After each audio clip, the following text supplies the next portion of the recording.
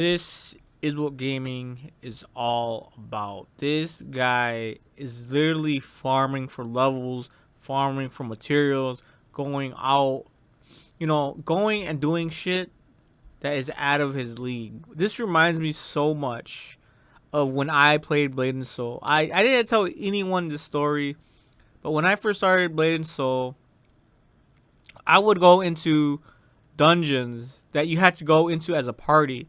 And it was honestly a little bit embarrassing because I just went in head first while asking questions, while looking up details for the quest. I didn't care that we needed a party. And inevitably, just like this guy towards the end of the first episode and the beginning of this episode, he got poisoned and eventually, he died in game. And so there was this one monster in one of the beginning levels of Blade and Soul, and it was like a giant spider. And you'd usually want to go in with at least 2 or 3 other members. But now, obviously, after all the patches and stuff, you could probably just one hit kill it. But when I first started, I didn't have the armor, I didn't have the weapons, I didn't have any of that. And so when I went in, I died, guys. I died maybe once or twice, in like maybe even 4 or 5 times. But I was very proud of myself. I was extremely proud of myself because I eventually defeated it.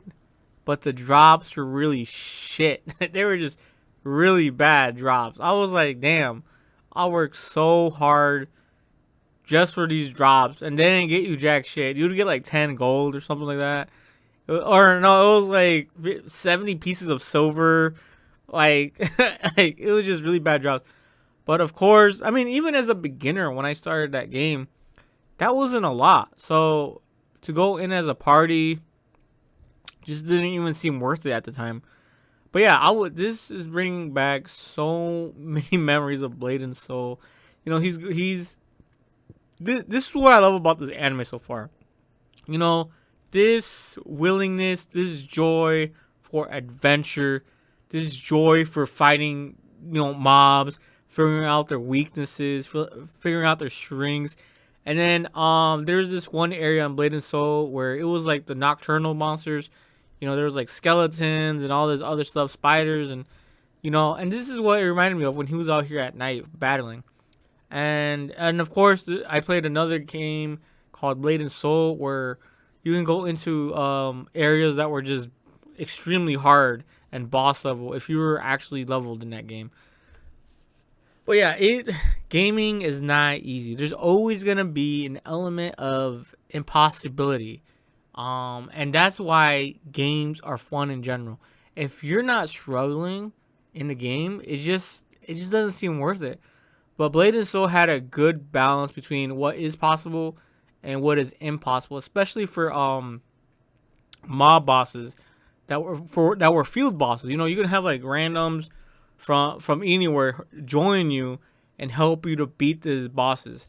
But as you can see here, he's struggling with these red cap goblins, and here a unique monster just came. And guys, I gotta tell you, bro, this is hype as hell. Cause you could even, cause towards the end of this right here, it shows that this is a unique monster, and that it's not just unique in name. Like it's not just gonna spawn every once in a while, or like in games like Blade and Soul. You'd have a mob spawn at least once a day. You know what I'm saying? Or it would spawn after every hour or 4 hours. I don't remember. It would spawn every now and then. So that's like this technically a unique summon, but this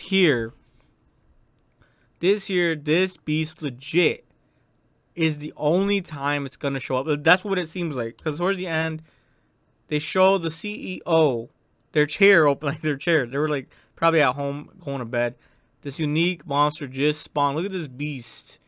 He's going up against all odds. He is fighting all odds. He's going all out. That is what gaming is all about, guys. That is what gaming's all about. This is what gaming's all about. You guys hear me? You guys see my hands, Trump? Oh, shit. But yeah, this has been such an exciting anime, bro. I'm going to go watch the other episode.